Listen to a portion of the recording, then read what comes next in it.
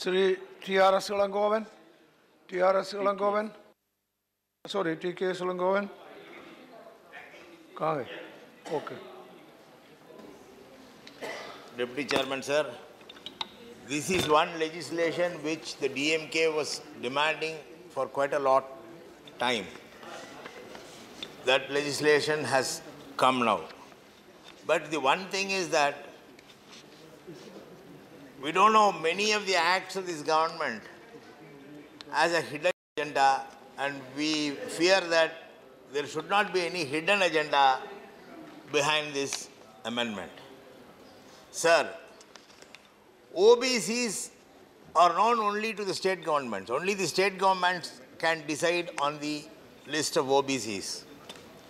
Sir, Tamil Nadu, particularly the DMK, is the offshoot of the social justice movement, Periyar's DK, and we have followed Periyar's ways. Sir, I can say, among the world leaders, among the leaders who were working for the social uplift of the backward classes, Tandai Periyar is the only leader whose thoughts and speeches and writings are not based on faith or belief, but based only on scientific reasoning.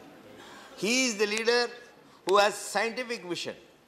That is why he did not have faith even in God. So he is a man with scientific thoughts. He wanted, the one difference between Dr. Ambedkar and Periyar was that Dr. Ambedkar wanted the downtrodden people to shift their allegiance to Buddhist religion, but Periyar said we should fight from within. That is the only difference between Dr. Ambedkar and Periyar. Sir, this bill has come now. I have also given an amendment to the bill that in 342A, Parliament by law include or exclude from the central list of socially and educationally backwards. This include in or exclude. How can you exclude a socially backward class? That is my question. Educationally backward is different. Economically backward is different. You can exclude them because they can get education, they can become economically well off. But a socially backward class cannot be excluded. My colleague from the AIADMK party, Mr. Muthukarpan, had made a long speech, conveniently forgetting the one portion wherein the DMK was in power in the state. Sir, one major legislation of the DMK in the year 1974 was that people from all castes should be permitted to perform pujas in temples. He made a legislation after which about 300 people were trained to perform pujas in all temples on conformity with the Agama rules, not beyond this. Within the framework of Agama rules, they should be trained, but without any class. Not that only Brahmins should be allowed to perform puja. But all the 300 were jobless, are jobless until today.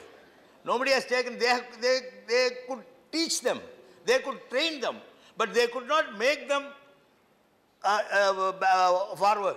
They could not admit that they have become forward merely because they are trained to perform pujas, because of their castes. So, my question is, this bill should be a straightforward bill, honest bill, and this bill should continue with the rights of the states who can decide on who is a backward class or who is a scheduled caste or who is a forward community. This decision can be made only by the states and not by the government of India. So this bill should not have any hidden agenda. This bill should not take away the rights of the states. The amendments proposed by us, my leader, Kanimudi also has given an amendment that decision of the states on the list of OBC should be accepted by this commission. That is there. She is not there, but she had given an amendment. Many of the people want the states' rights to be protected in deciding who are OBCs. That is the one question. Secondly, as another of my colleagues was telling, that 6 lakh rupees or 9 lakh rupees, whatever income, an income does not make a man a forward community. In spite of his income, as I said, that in spite of his training to perform pujas, he could not be, he is not accepted. In spite of his income, he is still an OBC. He has no forward class status. So this income criteria should be removed, eliminated, and this new commission at least should not have an income criteria for deciding as to who is OBC and who is eligible for the provisions or support or the reservation provided by the government.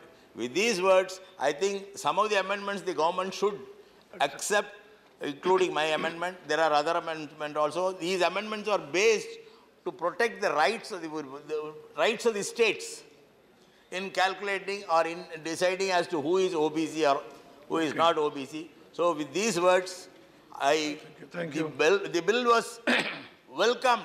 The bill was the demand of the DMK for quite a long time. It has come now. But this should not have a hidden agenda behind this bill. With these words, I conclude, sir. Thank you. Thank you. Sri T.K. Rangarajan.